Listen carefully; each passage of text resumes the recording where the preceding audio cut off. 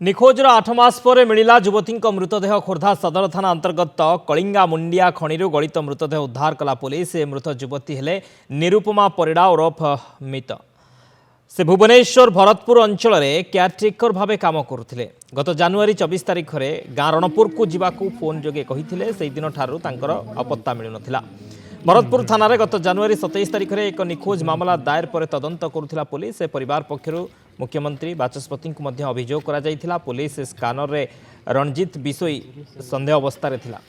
आज निरुपमा मृतदेह सदर थाना अंतर्गत कलिंगा मुंडिया अंचल उद्धार करा जायछि। मृत युवती बापा एवं भाई मृतदेह को चिन्हट करने सह हत्या अभियोग आनिछन्ति। ए घटनार रणजीत ओरफ कान्हा को दायी करी अभियुक्त को कठोर दंड देबाकू दाबी करिसन्ति परिवार लोके। युवती केयारटेकर थिबा समय रणजीत सह संपर्क गढ़ी उठिथिला। झियो निकटरू रणजीत 60,000 टंका मध्य नैथिबा युवती बापा अभियोग करिसन्ति। पुलिस मृतदेह को व्यवच्छेद पई भुवनेश्वर एम्स को पठाई तदंत करुछे।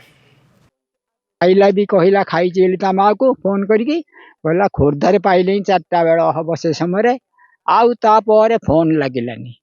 Phone switch off. फोन जिते कलु लगिलानी। खोजा खोजी कलु इे सियाड़े बस पाक आईली मोर डेरी होगला बस पड़ेगा खोजा खोजी कलु हौ कौटी कुणिया कि क्या घरे रही जाइए कि देखा 2-3 दिन पर पाइलुनि केस एपटे दिगला कहलु केस दियो आज्ञा सब देखिलु बर्तमान बेणा बुदा मड़े देजी पत्थर बांधिकी मड़े सी निजे कहला पाटे मारिकी पत्थर मड़े देजी कौन भल पाया कौन मेटेरियल थिला एमती नहीं से कहला कहीकि से बेणा मड़े देजी घास आमे सार न्याय चाहूँ आमर न्याय ही दरकार आज्ञा आ दोषी की कठोर कठोर दंड विधायक दरकार आज्ञा।